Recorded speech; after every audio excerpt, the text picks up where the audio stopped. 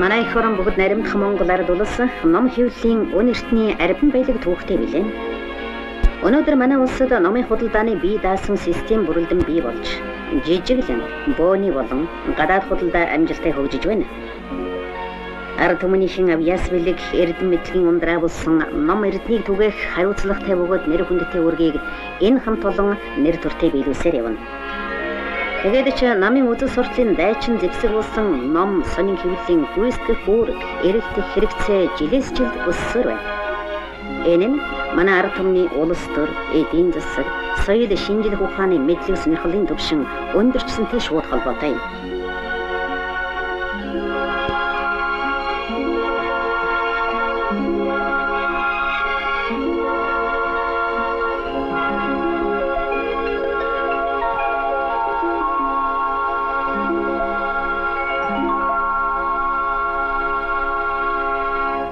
Ардын хувьсгал ялсан анхны өдрөөс эхлэн манай нам засгаас ард түмний аж амьдрал соёлын төвшинг дэвшлүүлэн 100 хүнээс нэг нь уншиж бичиж чаддаг байсан хоцрогдлыг богино хугацаанд гэтлэн давахын зэрэгцээ улс орны хөгжил хөдөлмөрчдийн ном хэвлэлийн хэрэгцээг анхааран үзэж 1937 онд улсын хэвлэлийн газраас хэвлэлийн зүйлийг нэгтгэн худалдаалах номын худалдааны газрыг 6 орон тоотой байгуулснаас хойш 50 жил өнгөрчээ.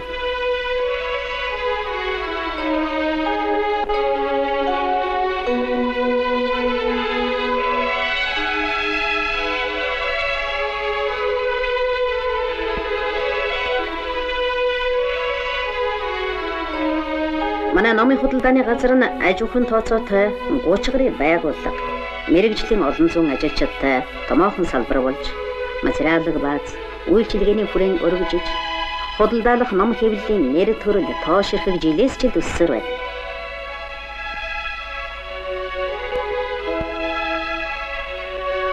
Номын дэлгүүрт онол улс төр, соёл шинжлэх ухаан, уран зохиолын ном байгаа төдийгүй өдөр тутмын амьдралд шаардлагадах соёлын бараагаар үйлчилж, олонний талархлыг зүй ёсоор хүлээж байна.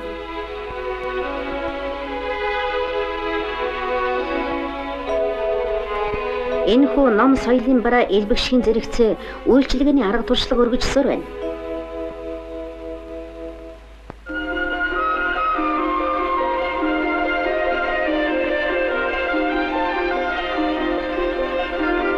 Социалист орны туршлагаар өөртөө үйлчлэх номын дэлгүүр ажиллуулж, номыг нэр төрөл зүйл ангаар нь дэлгэж байрлуулдаг нь худалдан авагчийн хувьд шин номтой биечлэн танилцах, сонголт хийх, цаг хугацаа хожих өргөн боломжтой.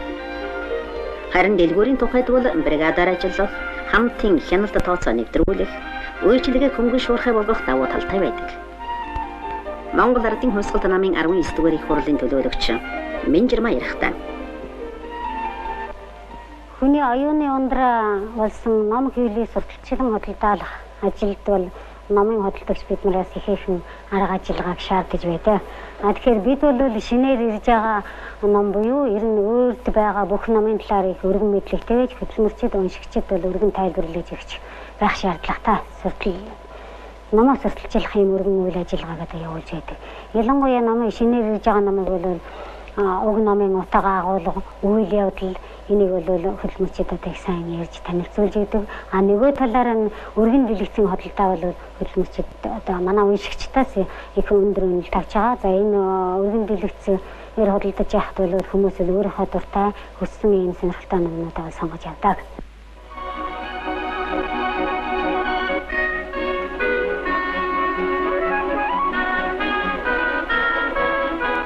Тийм ээ. Номоо мэдхгүй, ном уншдаггүй хүн номын дэлгүүрт худалдагч байх эрхгүй гэж өнөөгийн уншигчид шаардж байна. Улаанбаатар, Дархан, Эрдэнэт хот, аймгийн төв, нэгдэл, сангийн аж ахуй, үйлдвэр, сургууль, соёлын байгууллагууд дээр номын дэлгүүр, тасаг, мухлаг тогтмол ажиллаж байна.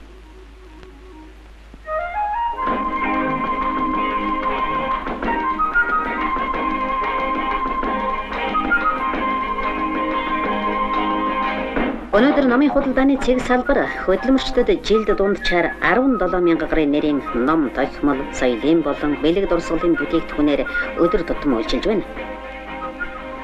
Номын жижиглэн худалдаалах байгууллагын тоо нэмэгдэхийн хамт эдгээрийн үйлчилгээний чанарт ахиц өөрчлөлт гарч байна. Шинээр гарах номын сэтвчилсэн төлөвлөгөөг жилийн урд гарган сурталж хэлж, хөдөлмөрчдөөс захиалга авах нь хэрэгцээг хангах, номын худалдааны байгууллагуудын эдийн засгийн үр ашгийг дээшлүүлэхэд чухал ач холбогдолтой.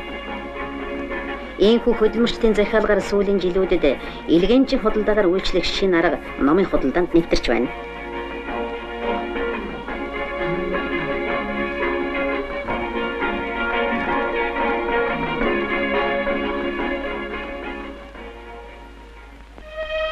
Улмаар социалист уралдаанд өндөр амжилт гаргасан хөдөлмөрийн сайжруудыг ном авах эрхийн бичгээр шагнадаг ёс суртахууны урамшлын нэгэн төрөл бий боллоо. Ийм үйлчилгээ аймаг хотын номын худалдааны байгууллагууд цэг салбарт тогтмолжиж байна.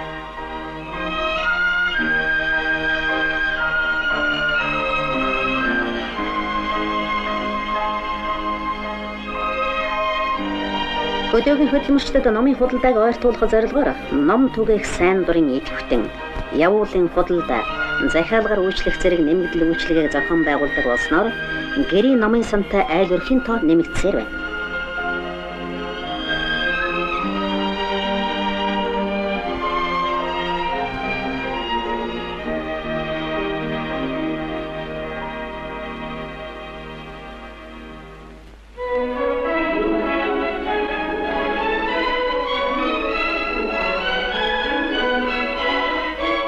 Улаанбаатар хотын Горкийн нэрмжид гудамжнаа байдаг Наримдал номын дэлгүүр нь хэн бүхний очих дуртай газрын нэг. Энд хүн төрөлхтний оюуны соёлын дээж болсон дэлхийн сонгодог болон Орос зөвлөлтийн ном зохиол, ил захидал, марк, уран зургийн худалдаагаар сэтгэл хангалуун үйлчлүүлж байдгийг.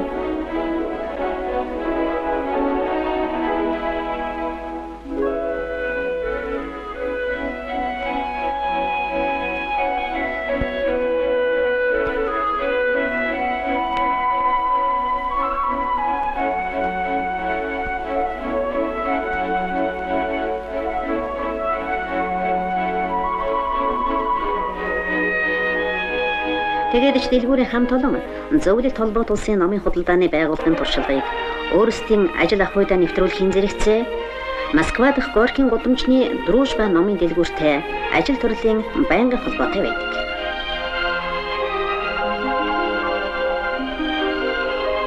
Энд бүгд наримдах Монгол ард улсын нийгэм, эдийн засаг, соёл, шинжлэх ухаан, уран зохиолын ном тохиомлыг худалдаалдаг. Энэхүү дэлгүүрт байнга үйлчлүүлэгчдийн нэг нь Монгол эрдэмтэн орчуулагч Яцковская билээ. Би Монголын нутаг захиолог судалж байгаа хүн. Тэгээд манай Москвагийн төвд Горкийн гудамж дээр Дружба гэдэг дэлгүүрээс олон ном авдаг юм аа. Тэгээд нутаг захиолын талаар ном байна, эрдэм шинжилгээний ном байна. Тэгээд орчуулсан ямар нэгэн гадаадны хэлнээс орчуулсан Монголд хэвлэн гардаг ном байна. Тэр ерөөсө бидэнд их чухал газар юм аа. Бид Дружба тэр дэлгүүрт ороход шинэ ном ирэхэд тун баяртай байна.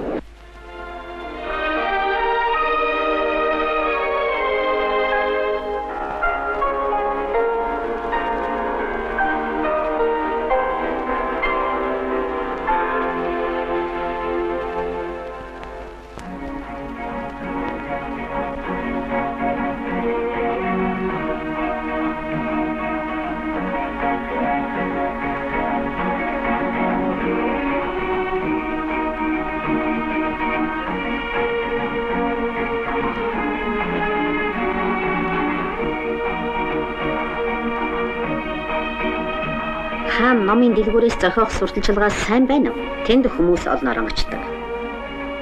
Хот, орон нутгийн номын худалдааны байгууллагууд хөдөлмөрчдөөр номын чөлөөт сонголт хийлгэх, хамт олонны захиалга авах, мэргэжлийн ном худалдаалахад мэргэжлийн байгууллага хүмүүсийн тусалцаа авч яармаг худалдаа гаргадаг боллоо.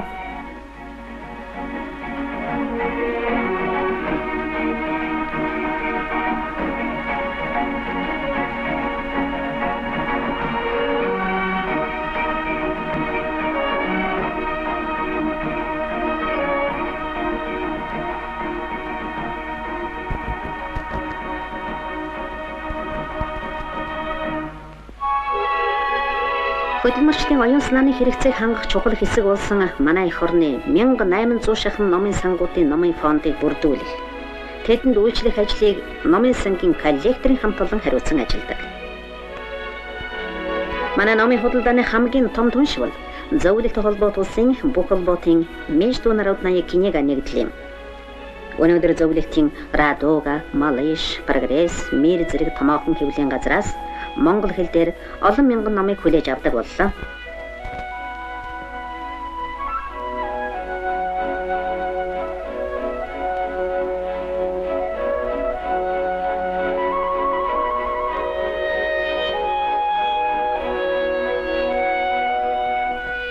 Нэг хүнд ноогдох ном. Жил тутам нэг хүний уншиж байгаа номын тоогоорч манай улс дэлхийн өндөр соёл боловсралтай орны тоонд зүй 9-оор ордог. Манай ард түмэн эртний түүх соёлын үнэт төв Ганжуур Данжуураас эхлээд 9 эрднэр урлсан хөлгөн судар. Цагаан толгоогоос сансар судлал хүртэлх Арбан баян номын далайтай.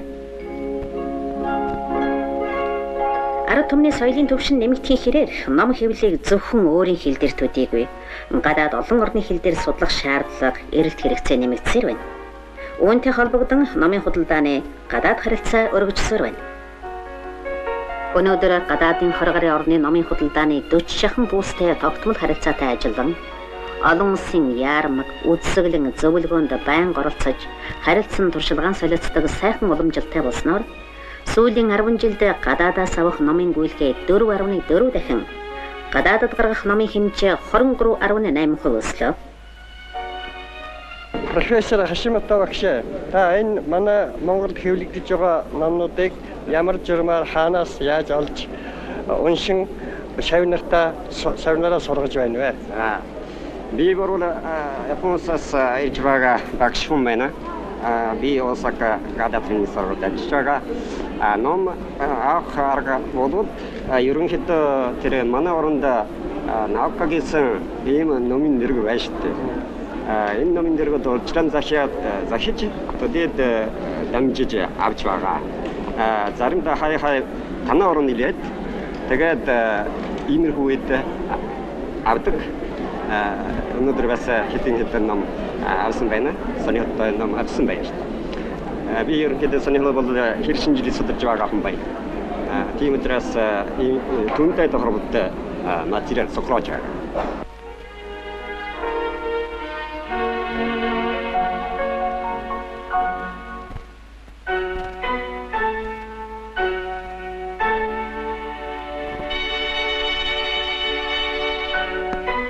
Хөдөлмөрчдийн хүсэлтээр ховор хуучин номын дэлгүүрийг нээн ажилуулж, хувь хүмүүсийн гар дээр байгаа ховор хуучин номыг худалдан авч, засварлан сэлбэж, эргүүлэн худалдаалж, ном сонирхогчид, уншигчдын талархлыг хүлээж байна.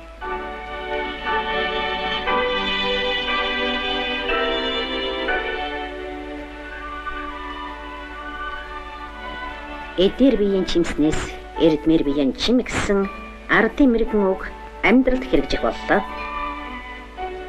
Би 14-5-тагаас эхэлж ном зурулсан. За энэ бүх номнуудыг бол би яасан юм бэ? Улсын номын худалдаагаар дамжуулж авч байсан. Номын худалдаа, номын дэлгүүрүүдээс авч байсан юм. Цугласан ном маань бол ботоор яруу 6000 гаруй байдаг. За харин энэ номнууд дотор бол зарим нэгэн хуучны ховор номнууд бий, тэрүүл өөр орон нутаг хүн ардаас авсан юмнууд байгаа. За номын худалдаагаар авсан номнууд л гол байрыг эзэлдэг. Жишээ нь одоо энэ юуны дэлхийн сонгодог зохиолын 200 бот байна. Гадаадын уран зохиолоос гадна хуучин Монголын сонгодог зохиолууд бий. 100-аар бот ном байгаа.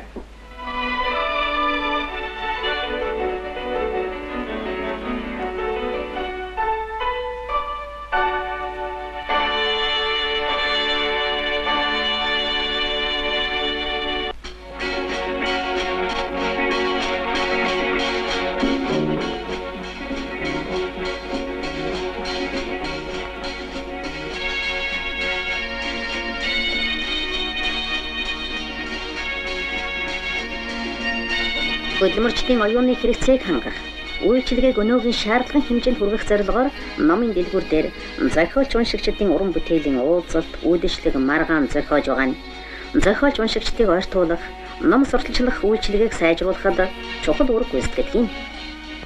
Би хэв алгасан, эсчүдсэн, тэнгис дуулан, аялж явсан, улс төр түүх, уран зураг, яруу найраг, янаг амаргийн намтар аль альны нүдсэн, өчүүхэн бид шид олгож, өндөр уулын оргид гიშгүүлж, өөрийн орчин болон од гараг тэнгэрийн зурхайг таниулж өгсөн үлэмж мэргэн номын чадал биширнэм, нойроо хасан номтой нөхцөн ном. ертөнцийг бүрнээ таних өвдөст нь автан, ёроолтой учирсан хань мэт өдөр шөнийг өнжилгүй түүнтэй өнгөрөө ном.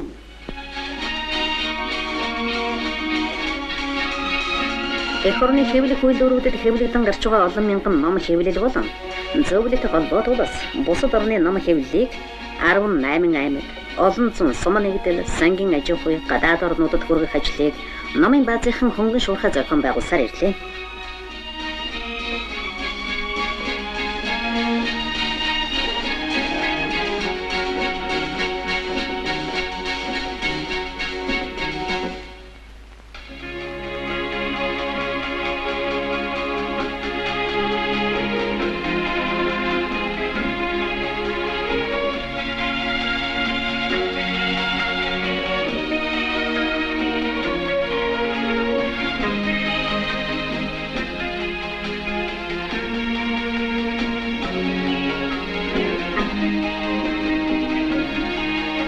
Манай орны номын худалдааны байгууллагын хамт олон ажилдаа шүүмжлэлтэй хандаж, үр дүнгийн өгч байгаа тэргүүн туршлах, дэвшил тарга ажиллагааг үйлчилгээнд нэвтрүүлж, эх орныхон хот суурин, хязгаар нутаг, айл өрөг бүрт эрдэм мэдлэгийн их улсан ном хэвлэлийг түгээх үүргэн нэр төртэй биелүүлсээр явна.